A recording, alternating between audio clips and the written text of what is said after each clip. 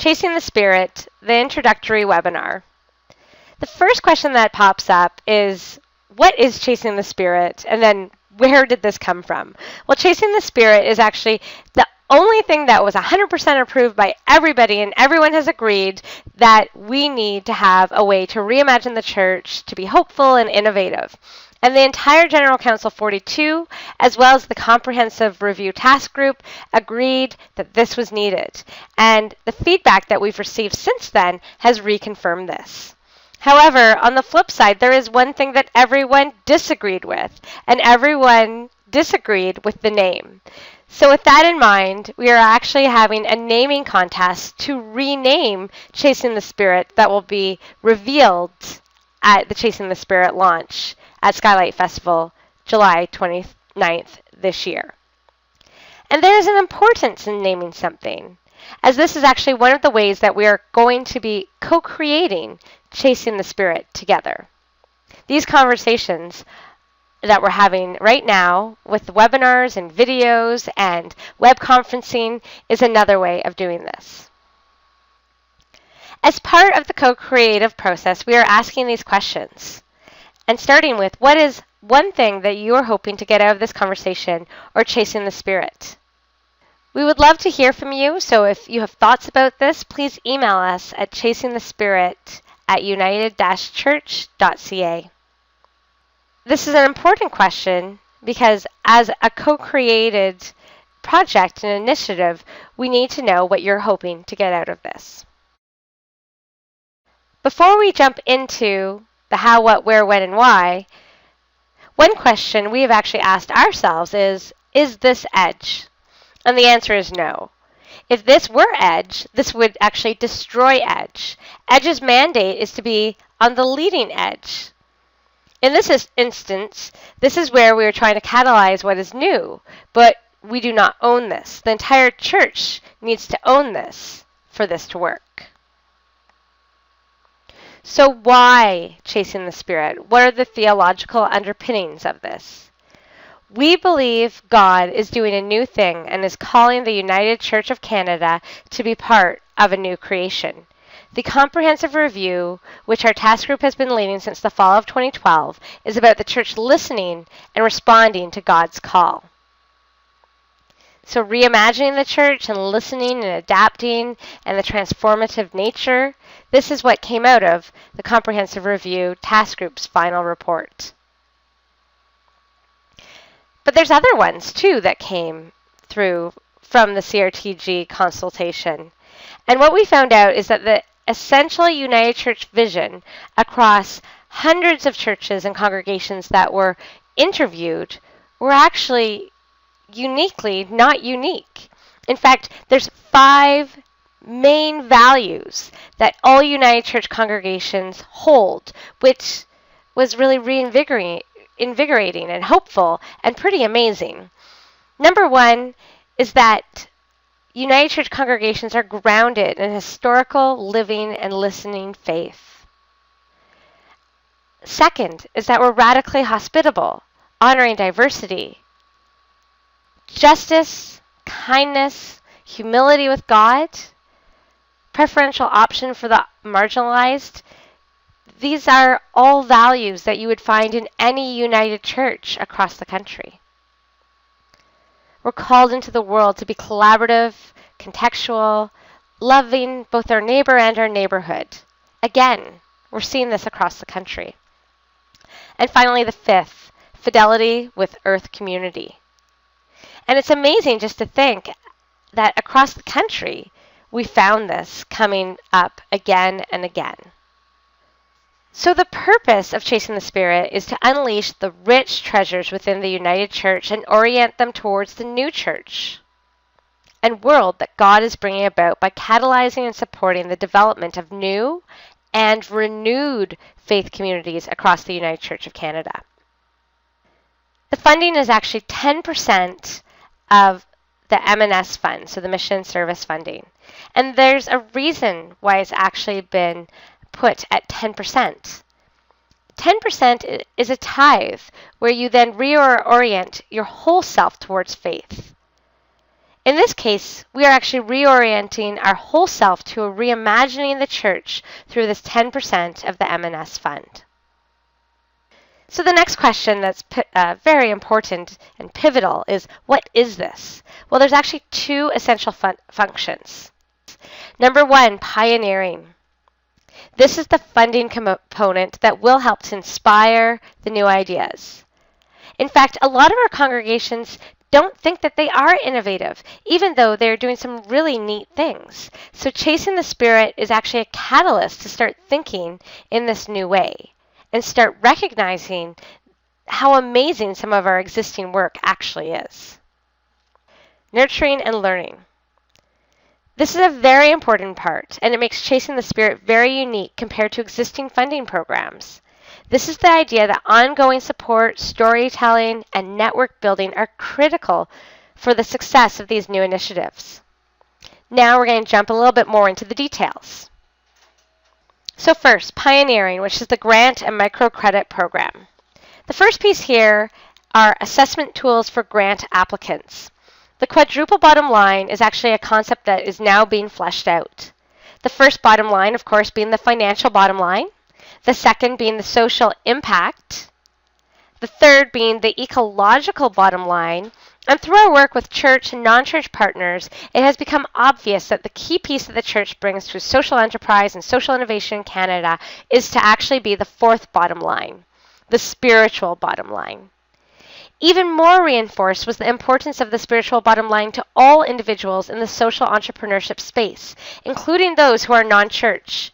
Even the universities and colleges have resonated with this, as well as for-profit organizations that see the value and the need for community outreach and programming that we do. The second piece is measurement and evaluation tools for ministries to report on, evaluate, and learn from their experience and become accountable. It is important to learn, and we learn even more from our mistakes than we do from what we are doing well. Capturing this and learning to evaluate ourselves on this is important. Next, leadership assessment strategy and tools. Both church and non-church organizations have stressed the importance of leadership. Not only do we need leadership assessment tools, but we need to have resources and support for our leaders to help them grow. And the fourth component, reporting protocol that provides feedback to the funding structures for their ongoing assessment of the viability of projects and priorities for the use of the grant and microcredit funds. It doesn't always have to be numbers, though. Stories are going to be hugely significant and an important part of this. Nurturing and learning is the second part. So after the pioneering part is the part that is just as important, if not more so. It is the ongoing support, networking, and learning network that needs to be developed. The network is critical, as we have research showing us that community outreach programs and ministries are much more likely to be sustainable if they have over 12 partners. This could be other nonprofits, for-profits, governments, or other faith organizations, of course, and working together makes more things possible.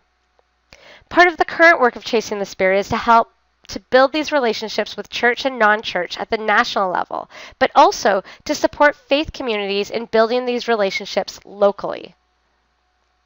So specific network functions. There are some specific functions of the network that will help to be extremely supportive.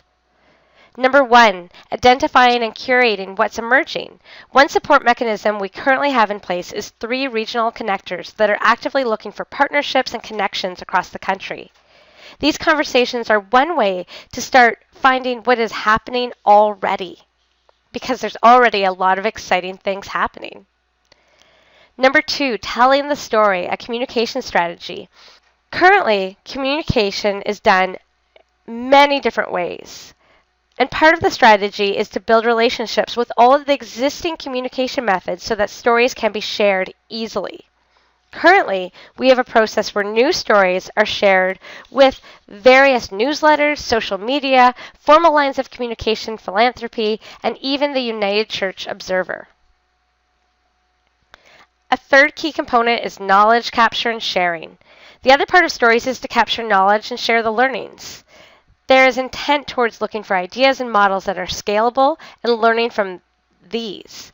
There is also a focus on learning from our mistakes. On a personal note, I find that I always learn more from things that I don't do as well, whereas you learn less when things go perfectly the first time. So learning from our mistakes is important. And finally, leadership support. This is critical to any initiative and the success of Chasing the Spirit. So ramping up the support and training for leaders is going to be critical. The idea of a leadership institute and bringing together the many leadership resources that have been developed across the church is something that is currently percolating. Meanwhile, many pockets across the church are continuing to develop leadership resources that we would love to learn about and learn from and connect. So when is all of this happening? Here's the timeline for 2016. The name contest is now currently open at chasingthespirit.ca from now until April 8th. A naming committee of communications people, church and non-church, will be involved to highlight the top 20 which will be voted on by the church community.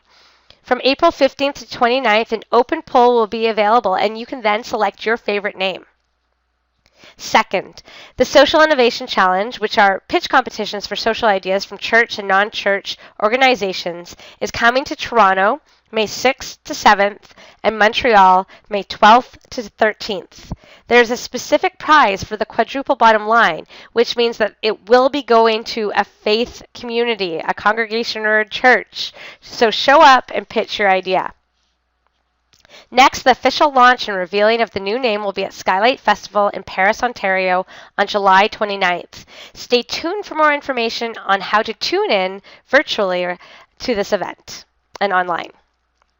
We have heard through our conversations that workshops and webinars on how to come up with an idea within a congregation would be helpful. These will be made available from now and throughout the fall to help percolate some of these great ideas. And the first round of submissions for Chasing the Spirit will be due in early November. But between now and then, there's plenty of opportunity to share your ideas, ask questions with us, and many resources are actually being developed to support you in your application and getting any idea off the ground. So what is innovative? Another great question. This is one that we actually hear all the time. Well, here are some examples. What is innovative? Community outreach programs that are scalable. Any use of technology and how you might be using it in a different way. Leadership training and support. Partnership and collaboration projects, maybe even how to start doing that. And many social innovation challenges that spark these new ideas. Some things that currently are not being considered for this funding are ideas that have already been tested in the same context, accessibility grants or funding, and a minister's salary that is for the existing ministry work. With all of these great ideas that hopefully you're thinking about right now or maybe already had on the back burner and maybe can come to the front burner, the next question would be, how can you get involved? And there are many different ways to take part in Chasing the Spirit. You can be either informed, consulted, or even be more integrated into the work that is happening right now. For those of you who want to be informed, you're already doing this, of course. You're already part of the learning community. What we're hoping that you will think about is some of these questions and hopefully let us know what you're thinking here so that we can actually continue to build the network. So number one, what existing networks or collaborative partners would be essential to connect with? What leaders or potential leaders do we need to engage in the conversation? How might your work connect with, support, or be supported by this initiative? And what innovative ministry models, experiments, successes, or failures do we need to celebrate and learn from? So how to be more involved? There are ways to actually be part of the co-creation. Number one, the name contest submissions are due April 8th, and voting will be between April 15th and the 29th. You could attend a social innovation challenge. You could attend either in person or online the Skylight Festival. You could set up an innovation webinar, workshop, or seminar for your congregation, presbytery, or conference. And you could let us know your great idea. And then there is ways to be even more involved. We are looking for people to become a part of this. And if you're feeling called to this or wanted to be more involved in what is emerging, please let us know. We are looking for catalyzers to build and keep the buzz alive. This could be running an innovation workshop, or a mini social innovation challenge. We're looking for local connectors to listen for these ideas and build the network. This could be finding likely partners or congregations that might not know how or what they are doing will fit with this. We need local reporters to capture these ideas and make them shareable. And we need business gurus or mentors to help support the new initiatives in project management and strategy as they get off the ground. So there's lots of different ways to get involved, and it can be a little or a lot or whatever you're feeling called to be. There's so many great stories out there already. There's so many stories of faith and hope and excitement is brewing. For any additional information, questions, comments, ways to get involved, ideas, or anything else, please contact us at chasingthespirit@united-church.ca. Thank you again for everything that you do.